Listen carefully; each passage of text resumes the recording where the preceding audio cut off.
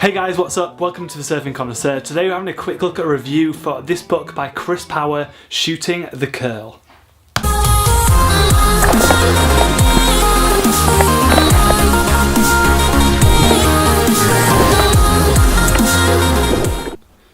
So this book, if you haven't guessed by the name, is about surf photography. It specifically covers the work of 15 different surf photographers and dedicates around about 10 pages to each of the different photographers. With it being a book about photography, as you might imagine, the book is heavy on pictures and light on words. It's very similar to the Kelly Slater book that I previously reviewed, and it almost has a magazine type feel to it as you're reading it. Each of the 10 pages dedicated to a certain photographer gives you a bit about that photographer, their life doing photos, but each section is different. It's not the same information for each photographer. Some of the sections are set up very much like a question and answer between photographer and interviewer. Other sections are more narrative about the photographer. The book is in total 160 pages deep, which, given what I said about it being quite photograph heavy, makes it quite an easy read. Couple that with the fact that it's kind of magazine-esque, I think this is a book that, even if you're not necessarily massively into reading, you could probably get through quite easily. However, I'd recommend it to somebody who's really interested in photography as much as surfing. Alternatively, if you're the sort of person that picks up a surfing magazine and just flicks through and looks at the pictures,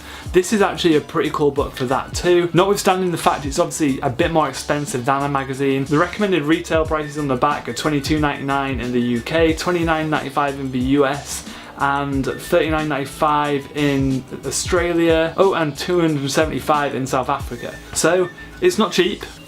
It is, however, really good quality. I don't want to show you too much inside the book, given that it's about, the whole book is based on photographs. I'd kind of ruin the contents of it, and it wouldn't be fair on the publishers to do that. To give you a bit of an idea on the photographers that it focuses on, some of my favourites were Tim Jones, Mickey Smith, Anthony Walsh, Roger Sharp, Clark Little, Tim McKenna. They were guys I knew about beforehand. I am interested in photography and I enjoy photography anyways, which is what drew me to this book. It'd be a great addition to something like a coffee table. It's the sort of book if you had in the centre of your room on a coffee table, someone who's not even a surfer could probably quite happily pick it up and have a look through the pictures. There's some really impressive shots in there. Whilst I wouldn't buy this expecting it to help your photography in any way, I would say that it could kind of be a byproduct of it if you were looking to improve your surf photography. Some of the interviews with the surfers are quite insightful, give you a bit of information about how they go about their jobs almost. And also I think one of the best ways to improve your surf photography is looking at other surf photographs. So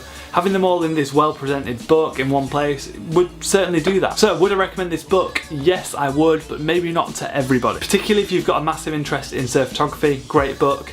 If you like looking at surf photos, we're so saturated with surf photography on things like Instagram now that it's quite nice to actually get a hard copy image in front of you and see it and feel it and smell it, if you know what I mean, like the new book smell. Yeah, you'll get that, whatever. But yeah, I definitely would recommend it if you see yourself as either of those types of people. Alternatively, if you do like magazines and aren't the biggest reader, it's also a good shout maybe for you.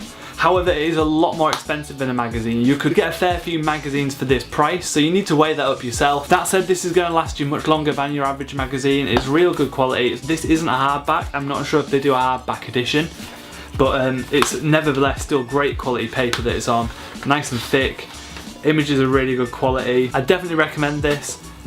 I wouldn't recommend it to you if you are after a read though. If you're wanting to get a book that you can maybe like take on holiday with you and read. Two reasons for that being that it's not really a reading book, as I say, it's more magazine-y and section-y. Also, look at the size of it. You're not taking that on holiday with you.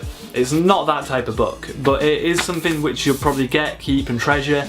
And as I say, it could become a bit of a focus and centerpiece on a coffee table or something for you to pick up when you're bored, or for guests to pick up and have a nosy in when they're at your house, or even to start conversations. So all in all, yes, I would recommend this book. So I hope, guys, if you were considering buying this book, this has been of some use to you. If there's something else you want to know which I haven't covered, please let me know in the comments below. I'd more than happily give you any more information you want. I'd love also to know what surfing books you guys read in. I'm a surfer that lives a distance from an inconsistent coast, so immersing myself in surfing otherwise by means of reading or watching is something I love to do. So if you've got any surfing literature recommendations, let us know in the comments below as well. I currently have and haven't started reading yet Mick Fanning's autobiography, so once I have read and finished that, I'll get another review on the channel for that. Please press that circle button and subscribe you to the channel so you will see that when that goes live. If you'd like to see a previous video of mine, you can see a similar one up there by clicking that rectangle, which will take you to a previous book review I did. Alternatively, click over there and that'll take you something totally different. Thanks so much for watching guys, and I'll see you soon.